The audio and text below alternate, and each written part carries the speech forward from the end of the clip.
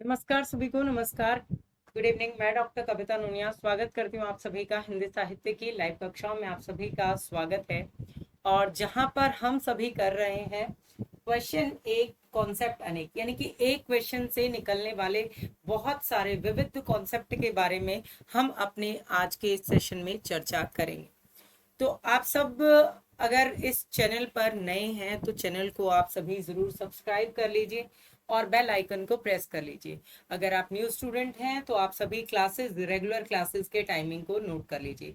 और जो भी स्टूडेंट जिन्होंने ज्वाइन तो कर लिया है परंतु क्लास को, सेशन को लाइक और शेयर नहीं किया है तो सेशन को अधिक से अधिक शेयर कीजिए।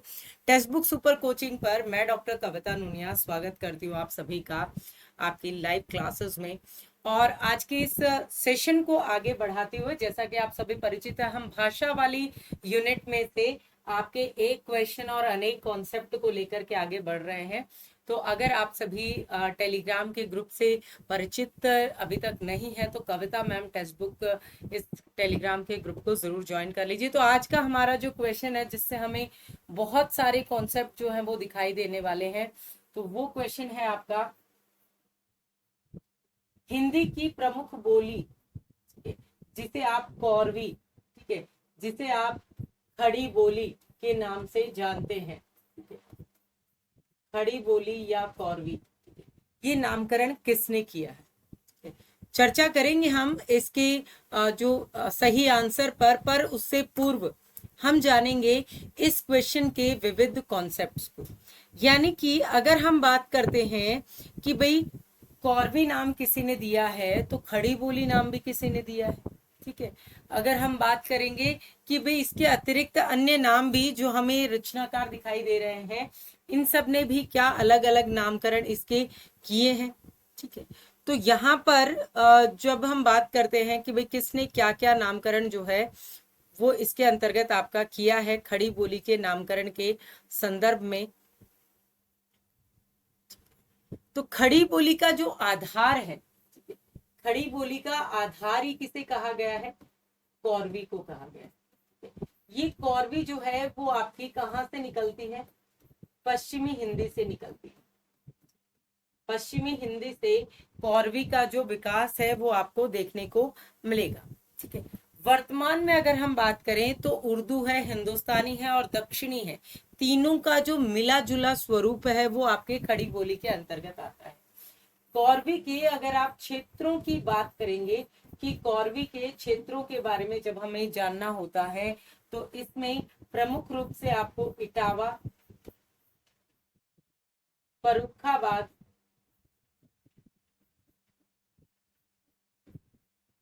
जो मुख्य स्वरूप में आपको देखने को मिलेंगे, ठीक है, और बिजनौर,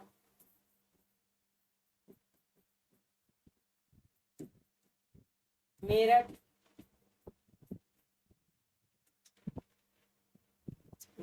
मुरादाबाद,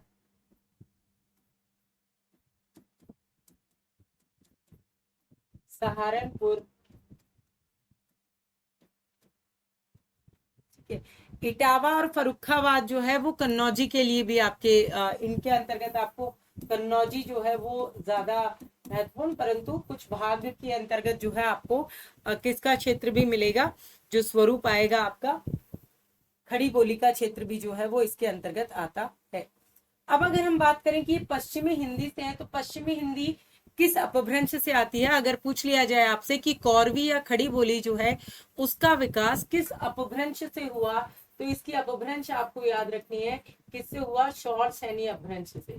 किससे हुआ भाई, शौर सैनी अपभ्रंश से जो है वो इसका विकास होता है, ठीक है। अब खड़ी बोली के अर्थ पर हम चर्चा करते हैं, ठीक है। खड़ी बोली का अर्थ किसने क्या लिया है, तो खड़ी बोली का अर्थ किस विद्वान ने क्या माना है, ठीक है। तो सबसे पहले अगर हम बात करें तो सुनीति कुमार चैटर्जी, सुनीति कुमार चैटर्जी जो है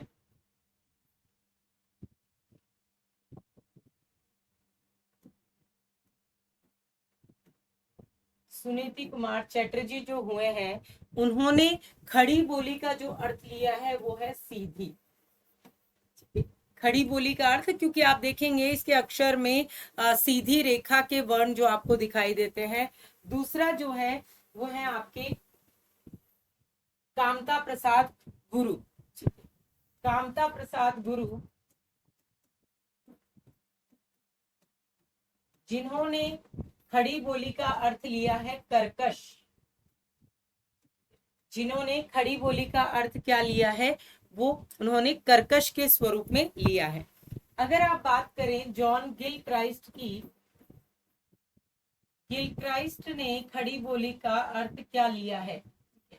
गिलक्राइस्ट जो आपके स्वरूप में, भाषा विद्वान के स्वरूप में आपके आते हैं, जिन्होंने इसका अर्थ लिया है मानक या परिनिष्ठित। मानक या परिनिष्ठित अर्थ जो है गिलक्राइस्ट ने लिया है। अब्दुल हक हुए हैं,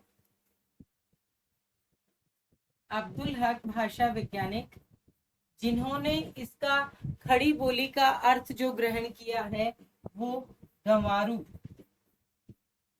ग्रामीण क्षेत्र की बोली के स्वरूप में या अनपढ़ व्यक्तियों के द्वारा जिसका उच्चारण किया जाता है। ठीक है, ये आ जाते हैं आपके। एक और ध्यान रख लीजिए, किशोरी दास वाजपेयी।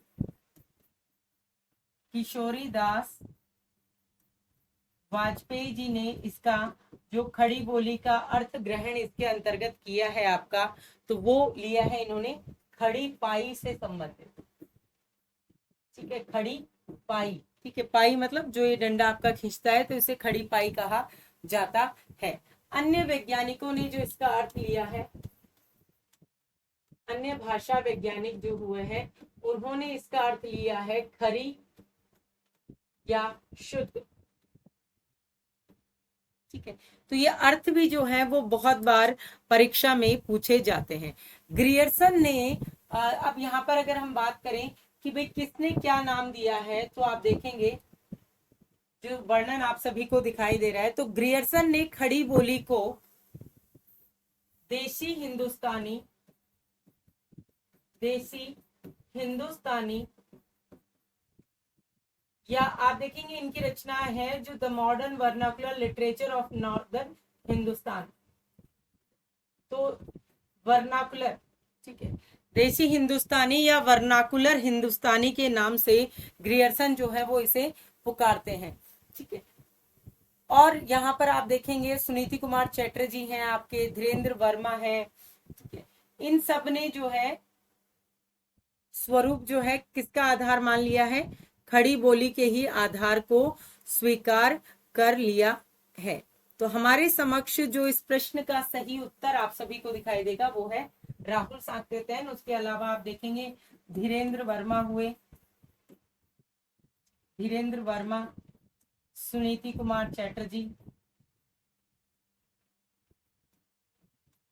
सुनीति कुमार चटर्जी, इन सब ने जो है वो कॉर्बी नाम का ही समर्थन किया है। ठीक है, कॉर्बी नाम को ही आधार के रूप में जो है वो ग्रहण किया है।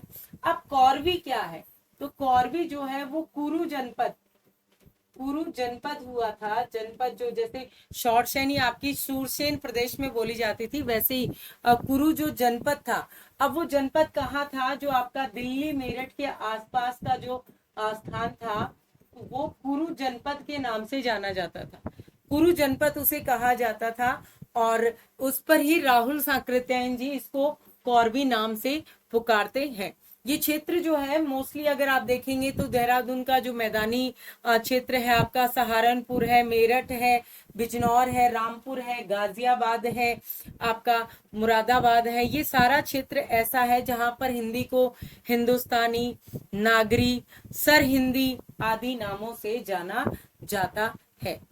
ठीक है, तो ये स्वरूप आ गया आपका इसके अंतर्गत। अगर हम बात करें ग्रियर्सन जी के जन्म काल की, क्योंकि हमें तो बहुत सारे कॉन्सेप्ट निकालने हैं, तो हमने कितने सारे कॉन्सेप्ट इस क्वेश्चन से निकाले हैं। अब हम निकालते हैं ग्रियर्सन जी के इस जन्म स्वरूप को। तो ग्रियर्सन, जॉर्ज ग्रियर्सन के बारे में आप सभी को यहाँ पर जानकारी मैं प्रदान कर रही हूँ। तो जॉर्ज ग्रियर्सन की आप जब बात करते हैं तो 1851 में इनका जन्म होता है। ठीक है, जॉर्ज ग्रियर्सन का जन्म होता है आपका 1851 में इनका जन्म होता है और 1941 में इनकी मृत्यु होती है। ठीक है, इनके स्वरूप में जॉर्ज ग्रियर्सन की जब हम बात करते हैं तो अंग्रेजी भाषाविद के स्वरूप में और सिविल कर्मचारी के रूप में इनका नाम हमें देखने को मिलता है, जिन्होंने the modern literature of northern Hindustan के रूप में स्वरूप लिखा था। और साथ ही साथ भारतीय भाषाओं पर सर्वेक्षण करने वाले ये सबसे पहले अंग्रेजी भाषा वैज्ञानिक के रूप में आते हैं, जिन्होंने भारतीय भाषाओं पर सर्वेक्षण किया था। दूसरे इसके अंतर्गत दिए गए हैं आपके ईश्वर चंद्र गुप्त जो है वो आपके दूसरे ऑप्शन कार के स्वरूप में दिए गए हैं, जो भारत के एक प्रसिद्ध बंगला लेखक के स्वरूप में आते हैं। 1812 में इनका जन्म होता है, बंगला लेखक है ईश्वर चंद्र गुप्त जो है। और ठीक है, प्रबोध कलाकार के स्वरूप में भी इनका नाम आता है। राहुल साकृत्यायन, इन सभी से आप परिचित ही हैं, क्योंकि इनका नाम जो है वो यात्रा वृतांतकार के नाम के स्वरूप में आता है। 1893 में जो है वो राहुल साकृत्यायन जी का जन्म होता है। और फिर है आपके धर्मवीर भारती जी, जो तार सप्तक के कवियों में शामिल है। आपके धर्मवीर भारती जी 1926 में जिनका जन्म होता है, 1997 में जिनकी मृत्यु होती है, जिनका अंधा युग जो है आपके सिलेबस में भी लगा हुआ है। ठीक है, तो ये स्वरूप जो है वो हमें देखने को मिलता है खड़ी बोली के संदर्भ के अंतर्गत। ठीक है, जब आप अपभ्रंश की बात करते हैं तो आपके समक्ष देखिए खड़ी बोली का विकास आपको अगर समझना हो तो सबसे पहले हम प्राचीन भारतीय आर्य भाषा, मध्यकालीन भारतीय आर्य भाषा, आधुनिक भारतीय आर्य भाषाओं की बात करते हैं। प्राचीन भारतीय आर्य भाषाओं का जो हम वर्णन देखते हैं उसमें 1500 ईसा पूर्व से लेकर के हम 500 ईसा पूर्व तक चलते हैं। ठीक है, ईसा पूर्व ईस्वी नहीं है, ईसा पूर्व है, और उसके बाद में ईसा पूर्व से धीरे धीरे हम ईस्वी की ओर बढ़ते हैं। तो प्राचीन भारतीय आर्य भाषाओं के अंतर्गत हम वैदिक संस्कृत और लौकिक संस्कृत को पढ़ते हैं। उसके बाद में हम आते हैं मध्यकालीन भारतीय आर्य भाषाओं में, जो 500 ईसा पूर्व से आपकी 1000 ईस्वी तक। तो यहाँ पर आपकी 1 ईस्वी शुरू होती है, जो आपकी पाली आती है, पाली प्राकृत अपभ्रंश, पाली जिसे प्रथम प्राकृत के नाम से जाना जाता है। पाली का स्वरूप आप देखेंगे 500 ईसा पूर्व से लेकर के 1 ईस्वी तक आपको देखने को मिलेगा। उसके बाद में जो पश्चिमी स्वरूप में, मध्य देशीय स्वरूप में, पूर्वी स्वरूप में पाली देखने को मिलती थी 500 ईसा पूर्व से 1 ईस्वी। उसके बाद में द्वितीय प्राकृत या मूल प्राकृत का स्वरूप जो आपका आता है 1 ईस्वी से लेकर के 500 ईस्वी तक आ जाता है। अब 500 ईस्वी तक ये जो द्वितीय प्राकृत थी, ये शौरसेनी प्राकृत है, पैशाची प्राकृत है, आपके जो मागधी प्राकृत है, अर्धमागधी प्राकृत है, इस स्वरूप में प्रचलित हो जाती है। फिर आती है आपकी अपभ्रंश, अपभ्रंश जो 500 ईस्वी से 1000 ईस्वी के मध्य आती है। और फिर क्योंकि प्रदेश तो वो ही रहे जहां पर शौरसेनी प्राकृत थी, तो प्राकृत की जगह किसका प्रचलन हो गया? अपभ्रंश का। तो शौरसेनी अपभ्रंश हो गई, आपकी ब्राह्मण अपभ्रंश हो गई, पैशाची अपभ्रंश हो गई, उसी स्वरूप में और आगे बढ़ते चले गए मागधी अपभ्रंश है, अर्धमागधी अपभ्रंश है, ये स्वरूप आता चला गया। अब जब हम आधुनिक भारतीय आर्य भाषाओं पर बढ़ते हैं, जो 1000 ईस्वी से अब तक की भाषाएं आती हैं, तो आधुनिक भारतीय आर्य भाषाएं जो हमारे सामने आती हैं उसके अंतर्गत इन अपभ्रंश से जो विकसित हुई है, ठीक है, चाहे आप बात करें शौरसेनी अपभ्रंश से विकसित, मागधी अपभ्रंश से विकसित, अर्धमागधी अपभ्रंश से विकसित, और आपकी पैशाची से विकसित, ब्राह्मण से जो विकसित हुई हैं, उनसे विकसित होकर के जो आधुनिक भारतीय आर्य भाषाएं उसमें कौन सी आती हैं? पश्चिमी हिंदी, पूर्वी हिंदी, राजस्थानी उपभाषा, बिहारी उपभाषा, और पहाड़ी उपभाषा। पश्चिमी हिंदी से आपकी मुख्य स्वरूप में 5 आ जाती हैं, जिनको आप सभी परिचित हैं। आपकी कन्नौजी है, कौरवी है, ब्रज है, हरियाणवी या उसे आप बांगरू कह दीजिए, इस स्वरूप में आप सभी के समक्ष जो है वो आ जाती है। कौरवी कह दो या खड़ी बोली कह दो, एक ही बात जो है उसके अंतर्गत आपको दिखाई देगी। तो ब्रज भाषा, कन्नौजी, खड़ी बोली और बुंदेली और हरियाणवी या बांगरू जो है वो इसमें मुख्य स्वरूप में आ जाती हैं, पश्चिमी हिंदी से विकसित जो आती हैं। पूर्वी हिंदी जो अर्धमागधी से आई थी उसके अंतर्गत आप देखेंगे अवधी, बघेली और छत्तीसगढ़ी आ जाएंगी। मागधी अपभ्रंश से जो आपकी बिहारी आई थी उससे आपकी मगही, मैथिली और भोजपुरी आ जाएंगी। पहाड़ी में आप नेपाली और गढ़वाली का स्वरूप जो है आप देखेंगे। राजस्थानी, जिसमें राजस्थानी की 4 जो बोलियां हैं वो मारवाड़ी, मेवाती, मालवी, ठीक है, और ढूंढाड़ी जो स्वरूप है वो इसमें विकसित हो जाएगा। इस तरह से आपके भाषा का जो ये स्वरूप है वो इसमें आगे बढ़ता है। ठीक है, तो ये आपका आज का जो क्वेश्चन रहा, जिससे आपने विभिन्न जो कॉन्सेप्ट है उनको समझा। भाषा के विकास को आपने जाना। मैंने आप सभी को भाषा का विकास बताया कि किस तरह से भाषा का विकास खड़ी बोली तक जो है वो पहुंचता है। ठीक है, अब इसी क्रम में आपको एक बहुत अच्छा सा क्वेश्चन होमवर्क का दे रही हूँ, जिस होमवर्क क्वेश्चन का आंसर आपको वीडियो समाप्ति के बाद में कमेंट सेक्शन में देना है। ठीक है, आप सभी ने पढ़ा होगा कि भाई लहंदा नाम से पंजाबी की प्रमुख बोलियां मुख्य स्वरूप में आपको देखने को मिलेंगी। ठीक है, तो वहां पर आप सभी को लहंदा शब्द सुनाई देता है। ठीक है, तो आपको बताना है लहंदा का शाब्दिक अर्थ क्या होता है। शाब्दिक अर्थ क्या होता है। लहंदा का शाब्दिक अर्थ क्या होता है, ये आप सभी को कमेंट सेक्शन के अंतर्गत आंसर देना है। और आपसे कल मिलेंगे इसी समय पर आपके अगले क्वेश्चन एक और कॉन्सेप्ट अनेक के अगले भाग के अंतर्गत, जहां पर एक और महत्वपूर्ण क्वेश्चन के साथ मैं आप सभी के समक्ष उपस्थित होंगी। बहुत बहुत धन्यवाद आप सभी का मेरे साथ बने रहने के लिए। और क्लासेस के टाइमिंग को नोट कर लीजिए सभी, और हमारे पेड सेशन से जुड़ने के लिए आप सभी इस हेल्पलाइन नंबर का प्रयोग कर सकते हैं 08045888812, जहां पर आपको मिलने वाली हैं आपकी लाइव क्लासेस, आपके क्लास नोट्स, आपके स्टडी नोट्स। आप सभी जब अध्ययन करते हैं तो टेस्ट सीरीज, मॉक टेस्ट, सारी चीजें आप सभी को अवेलेबल होंगी। बहुत बहुत धन्यवाद।